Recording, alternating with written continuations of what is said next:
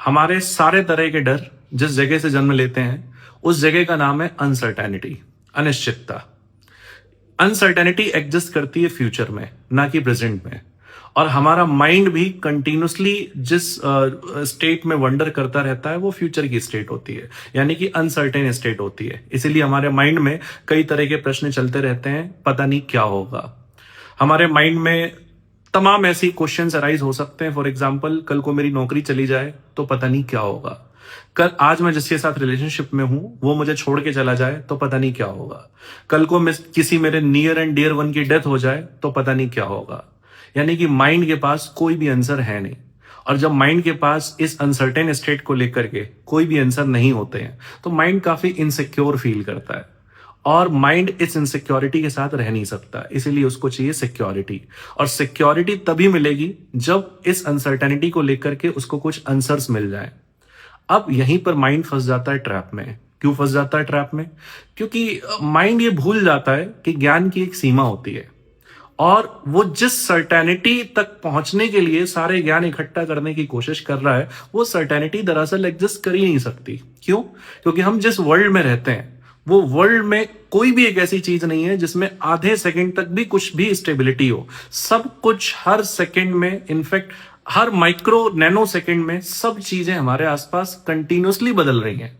और ऐसे बदलते वर्ल्ड में सर्टेनिटी नाम की कोई चीज एग्जिस्ट कर ही नहीं सकती और माइंड तलाशता रहता है इस सर्टेनिटी को।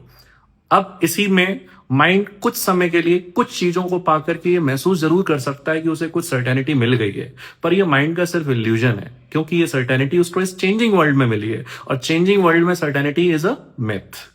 तो इसी वजह से माइंड का जब ये इल्यूजन टूटता है कि उसे कोई सर्टेनिटी नहीं मिल रही है तो फिर माइंड चला जाता है सफरिंग के स्टेट में।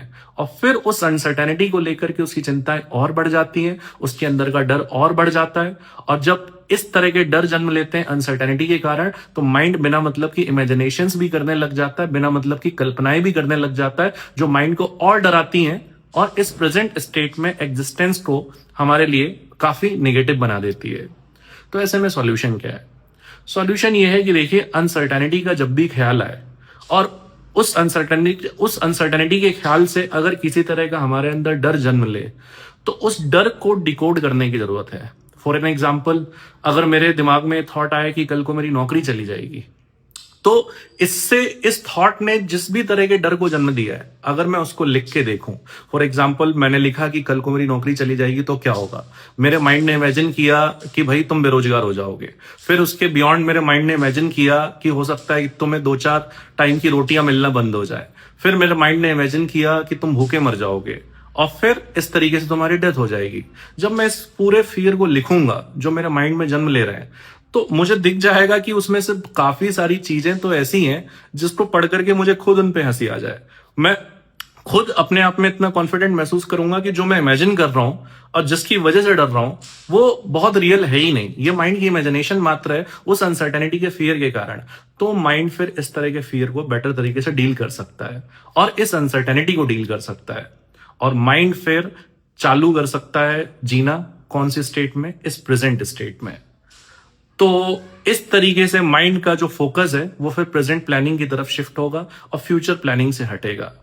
ध्यान रखिए, दुनिया हमेशा आपको एक फ्यूचर की प्लानिंग की स्टेट में रखना चाहती है, पर फ्यूचर में कुछ भी सर्टेन है ही नहीं, तो उसका बहुत ज्यादा प्लान किया ही नहीं जा सकता है। जिस चीज को प्लान किया जा सकता है वो प्रेजेंट है और प्रेजेंट को प्लान किया जा सकता है अपने ही फियर को कॉन्शियस होकर के एग्जामिन करके। That's all. Thank you everyone.